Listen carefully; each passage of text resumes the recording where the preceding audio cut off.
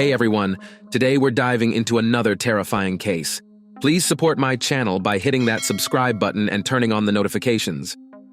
Every seventh crime on Earth happens within families, and over 38% of these are committed by men. Moreover, domestic violence is most prevalent in developed countries. Approximately 50% of all women who die violent deaths are killed by their husbands or partners, highlighting the critical need to protect women from domestic crimes. But why does a woman's desire for a strong man by her side sometimes lead her straight into the hands of a monster? Maybe it's because some are willing to have that strong shoulder at any cost. After all, society and family teach us that a woman needs a man by her side. We're raised that way. And then, some women end up enduring violence. This happened in 2012. Katarina Gureva was just 26 years old, and her killer is already out of prison and back in Izhevsk. Let's dive into a new story. Izhevsk is a large industrial city in the Russian Federation and is a scientific, educational, and cultural center of the Volga region. Located west of the Ural Mountains, this capital of Udmurtia is renowned for its weapons manufacturing and engineering industries. When visiting, one can admire the city's architecture, experience Udmurt culture, and explore the famous Izhevsk Museum. Back in her hometown, Katarina Gurova's life wasn't going great. She had gone through a tough divorce, had no prospects, and was raising a young child alone. Feeling drained and defeated, she decided to start over. She moved with her daughter from Naberezhnya Chelny to Izhevsk, a new city, new experiences, new people. The change brought color back into her life. Katarina found work she loved, established herself in the beauty industry, and even had plans to open her own salon. Things were going well, except her personal life wasn't coming together. Despite her striking looks and constant attention from men, Katarina wasn't in a hurry to trust anyone. She avoided dating and threw herself into her work, until Alexi appeared in her life. They first met in 2007. Alexi worked as a taxi driver. Being noticed by such an attractive woman as Katya was flattering for him, so he turned up the charm. He told Katarina that driving a taxi was just a side gig and that by day, he was a system administrator for several major companies with 2 degrees in system administration and economics. By this time, Katarina was standing on her own 2 feet and didn't need financial support, but the fact that he was educated and seemed ambitious intrigued her. For a while, they kept things strictly friendly. Then, when her ex-husband's business needed a system administrator, Katarina thought of Alexi. He got the job, and from that moment, Alexei started to be more involved in her life, driving her and her child to daycare, fixing her computer, walking her dog, and even taking her to visit her parents back in Naberezhnya Chelny. But even with all this attention from Alexei, Katya saw it as just a friend helping out. So, he decided to change his tactics to win her heart. He began to play on her sympathy. One day, Alexei put on quite a show outside the office where Katarina worked. He was in tears, telling her he'd caught his wife with another man, and that his wife's aunt had even told him that the kids he thought were his weren't. Even though the whole scene seemed pretty ridiculous, Katya felt empathy for him and offered her support. Alexei kept pulling the sympathy card, claiming that he'd served in Chechnya, was wounded in the head there, and that sometimes he'd go to the funerals of his fallen comrades. The hardships of his life touched something in Katarina's heart, and she couldn't just leave him alone. But he finally won her over when he went to Moscow for surgery to remove a bullet supposedly lodged in his head. Alexei called her from the train station, saying he had passed out, and someone had stolen his money and documents. The compassionate Katya rushed to help him, brought him home, and took care of him for an entire week. It was after this incident that they started dating. Unfortunately, only a fraction of what Alexei had told her was true.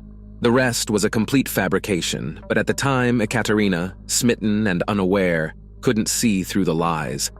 Relationships built on deception rarely have a future, and problems in their relationship began almost immediately. Once, Alexei took the last 1,000 rubles from Katarina's purse just to buy her roses. He didn't seem to care that she was left with no money to even buy food for herself and her child.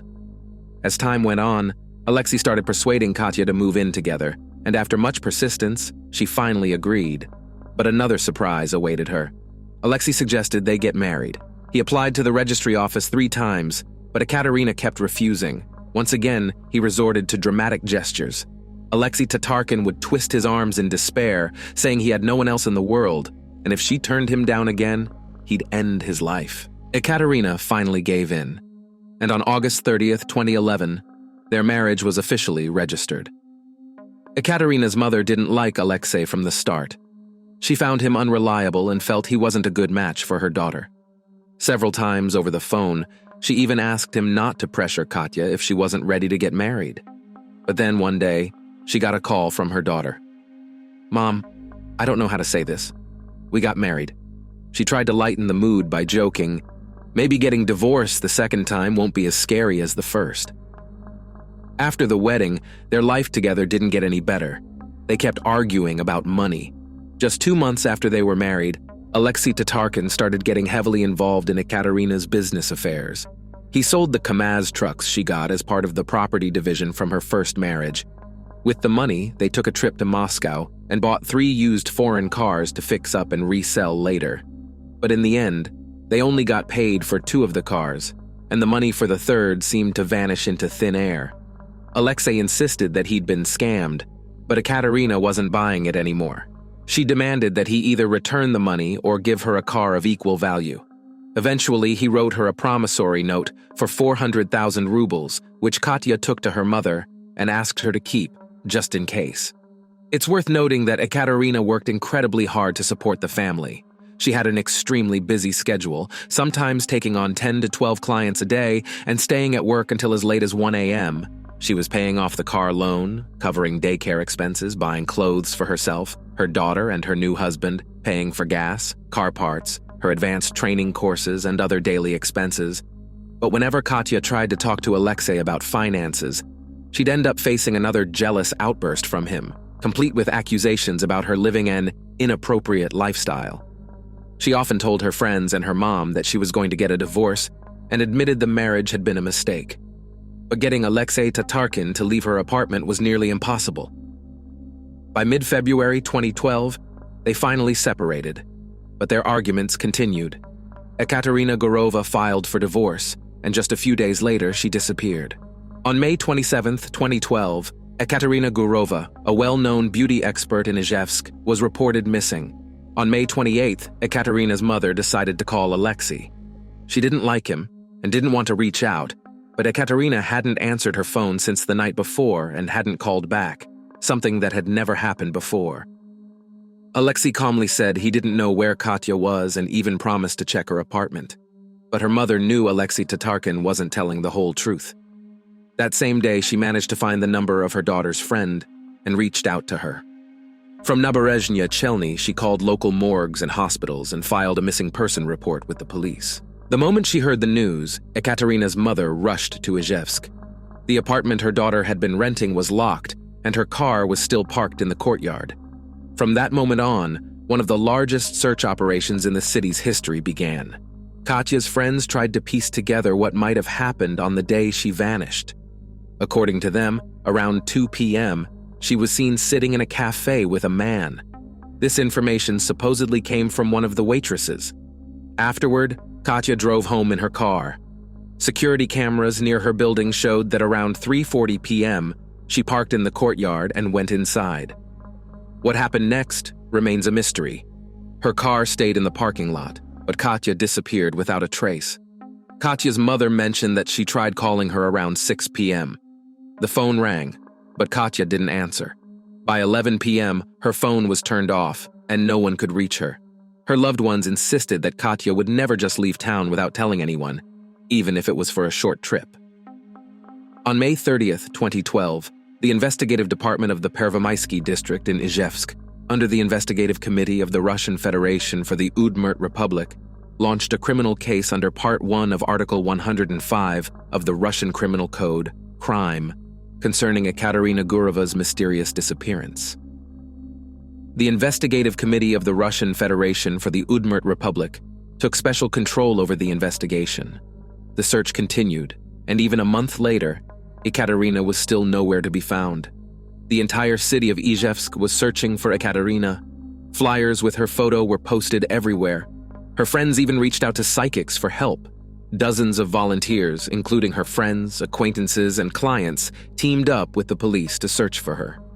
They combed through the suburbs and different parts of the city based on tips from witnesses, but there were still no leads. Despite the tireless efforts of the police and volunteers, no progress was made.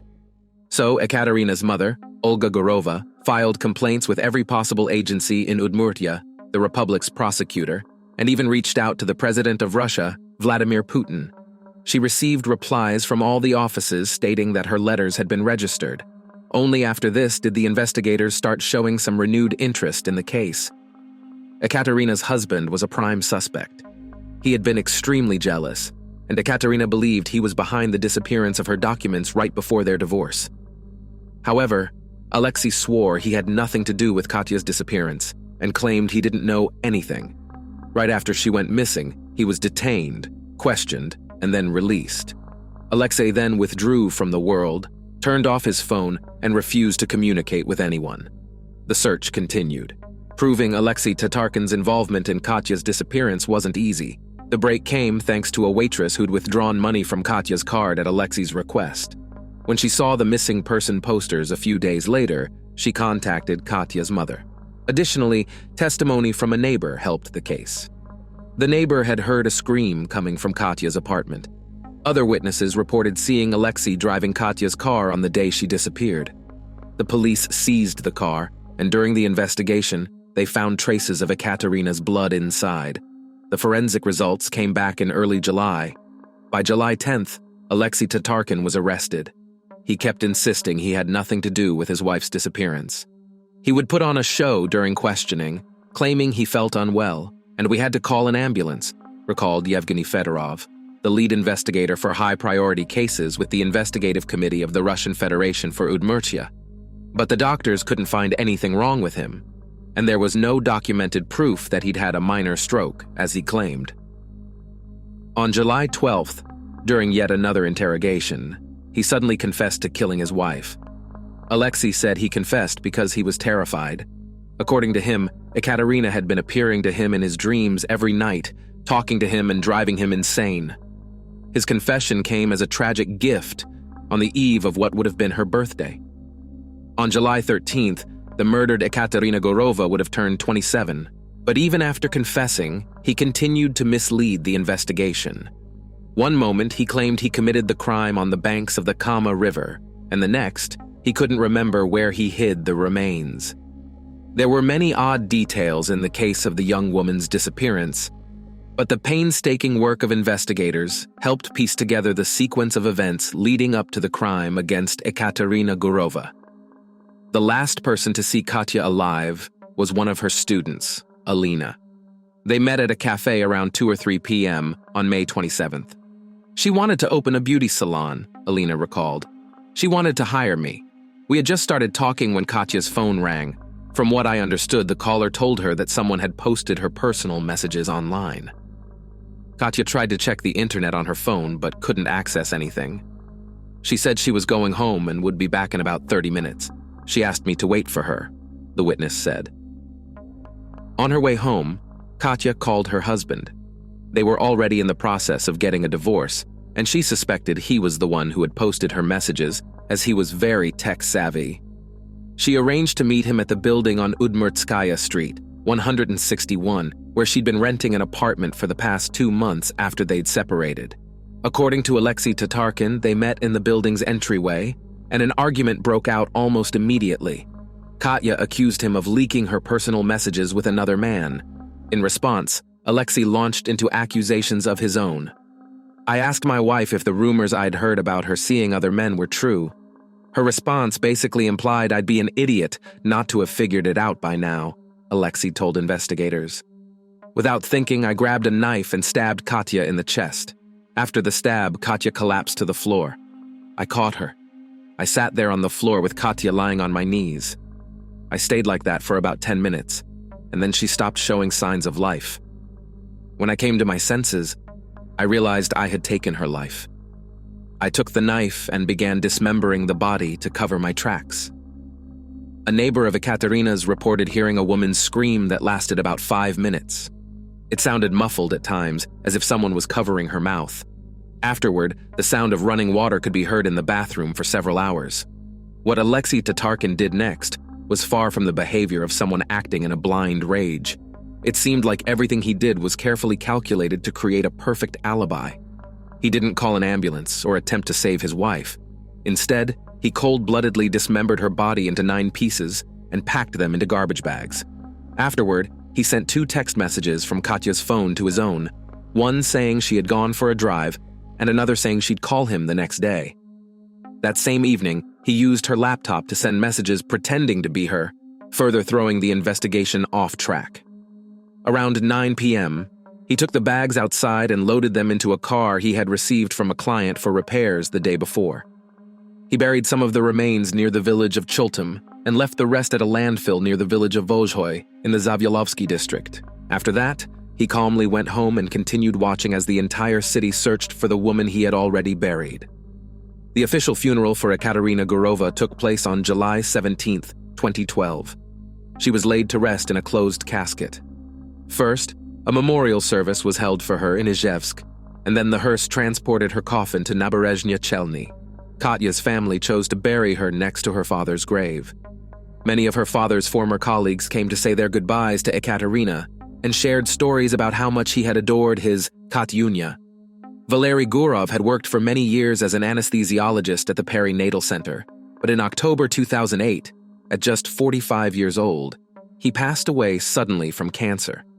Ekaterina left behind a 6-year-old daughter named Nastya, so why did her husband decide to confess to the crime a month and a half later? Katya's mother, Olga Gurova, suspected that even his confession was part of a calculated plan. She believed he waited just long enough so that the remains wouldn't be able to reveal exactly how the crime had been committed. There's plenty of information online about how, where, and at what rate a human body decomposes. It's possible that Alexei Tatarkin timed everything and only revealed the body when it was too late to determine how many wounds he inflicted or the exact way he attacked Katya. And what about the motive? Was it really just jealousy, or were there other reasons? If we go back to the beginning of their relationship, it's clear that their biggest fights were always about money. And indeed, Alexei Tatarkin had a complicated relationship with money. For example, according to Olga Gurova, Katya would give him the money to make monthly payments on her car loan. But starting in May 2011, those payments stopped. Meanwhile, Alexei kept promising Katya that he would soon pay off the loan entirely. Even during the investigation, he continued to insist that he'd been making regular payments out of his own pocket and that he'd given all the receipts to Katya. But in November 2011, a collection agency that had purchased the debt from the bank called a number listed in their database, which turned out to be Alexei's. He told them that his wife had been in a car accident, was in the hospital, and couldn't speak, but promised they would start paying off the loan soon. He managed to drag this out until May 2012. After Katya's death, he told them that now he was the one in the hospital. Money issues were at the root of most of the major arguments in their relationship. Katya was unhappy with the fact that Alexei didn't have a steady source of income, but seemed to have endless expenses for what he claimed were business ventures. Gurova and Tatarkin were complete opposites. She was open and honest, while he was cunning and greedy. And to top it off, he was extremely jealous. To be fair, there was some basis for Tatarkin's jealousy. During the trial, Alexei's friends testified that he had repeatedly asked them to spy on his wife. During one of these stakeouts, they caught Ekaterina flirting with another man.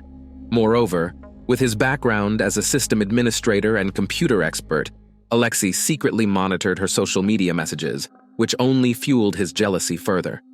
Alexei Tatarkin could be described as emotionally unstable, and any concern he showed for Ekaterina was just an act. The investigation also revealed that Alexei didn't have a college degree at all. He hadn't even finished one course of study, and he had never served in the military, let alone in Chechnya, as he had claimed. The entire criminal case was documented in 7 thick volumes, containing testimony from dozens of witnesses, results from multiple forensic reports, and descriptions of investigative actions. To recap, Ekaterina Gurova disappeared on the night of May 27th last year. For a month and a half, not only her family and the police, but also teams of volunteers searched for her, combing through nearby forests, checking basements, and exploring abandoned buildings. From the court verdict, One witness stated, Tatarkin constantly picked fights and argued with Gurova. Before they got married, Gurova had decided to withdraw her marriage application, and in response, Tatarkin attempted suicide. In February 2012, Gurova left Tatarkin and started living separately. In early May, Tatarkin pretended to have a stroke. Their divorce hearing was scheduled for June 6, 2012. Gurova trusted Tatarkin to handle her loan payments. From Tatarkin's own testimony, I put the body parts in trash bags and carried them to my car, a Vaz 21053. Then I drove to the village of Nechkino. I took the bags with Gurova's body parts from the trunk and tried to sink them in the river, but they wouldn't sink. I tied bags of bricks with rope to the torso, but they came loose. After that, I drove from Nechkino back toward Izhevsk. When he returned to the apartment, Tatarkin cleaned the floors and wiped away the blood. He gathered the blood-stained items in a bag and, along with the rest of the body parts in other bags, placed them back in the car. At that moment, he noticed a message had popped up on Gurova's laptop from one of her friends. Pretending to be a Katarina, he replied that she had supposedly gone out of town for a drive. To create an alibi for himself, the killer also sent 2 text messages from her phone to his own, saying that Katya was asking him not to worry and that she would definitely call him back the next day. From the testimony of the accused, Tatarkin, I left the torso in a wooded area on the left side of the road. I covered the bags with leaves but didn't bury them. The bags were about 30 yards apart. I left the sweater I was wearing at the time of the crime there as well. Then I drove to Zavyelovo, onto the Sarapolsky Highway, and after reaching the sign for Stary Chultum, I turned right and buried the remaining body parts along with the clothes. As the witness statements were being read in court, Ekaterina's mother, Olga, became overwhelmed. Unable to contain her sobs, she had to step out into the hallway, where paramedics were called for her. The judge took nearly an hour and a half to read the verdict. Alexi Tatarkin was sentenced to 9 years and 6 months in a maximum security penal colony. The prosecutor had requested a 10-year sentence. There was no appeal. Neither Ekaterina Gurova's family lawyer nor her mother was present for the sentencing. None of Alexei's relatives attended either. Attached to the criminal case was a claim for damages, where Ekaterina's mother requested 5 million rubles for emotional distress. She also submitted documents seeking reimbursement for funeral expenses totaling 30,000 rubles. The court approved reimbursement of funeral expenses. However, regarding the 5 million rubles in emotional compensation, the court suggested that Ekaterina's mother file a separate civil lawsuit. As the verdict was being read, Alexei Tatarkin's face remained expressionless. The one thing he seemed relieved about was that Katya had stopped appearing in his dreams. It's heartbreaking to think of this wonderful woman who never got the chance to escape from the monster she married. With her kind and hopeful nature, Ekaterina saw light where there was only darkness, and she failed to see the evil in Alexei. Maybe the problem is that from a young age, women are told they absolutely need a man by their side, that without him, they're somehow incomplete. This mindset leads to a kind of self-esteem that makes it easy to end up married to whoever comes along. How little must she have valued herself to let a man stay in her life who couldn't even buy her flowers with his own money and had to steal from her purse? Why are we, as women, so blind? Katya realized early on that he was a phony, not a real man. A loving man would protect his woman, would make her happy with even the smallest gifts, just to see her smile. But by then, Katya was already trapped in his snare, one she couldn't escape alive. In 2022, Alexei Tatarkin was released and returned to Izhevsk. So much for justice. But we're not the ones who write the laws or make the decisions. What we can do is learn from stories like this. This case should serve as a warning to beautiful, successful women, those who are so confident in themselves and the goodness of the world that they end up choosing someone who seems like a devoted servant, a reliable partner, a simple guy who manages to worm his way into your life. You trust him with everything, your children, your property, thinking he's so loyal. But sooner or later, that same guy will stab you in the back because deep down, he knows he'll never reach or experience the success you have, and that realization will eat away at his ego, slowly and painfully. Justice comes from above, and sooner or later, this criminal will face it. Thanks for watching, guys. Don't forget to subscribe to my channel. There are a lot of shocking stories coming up.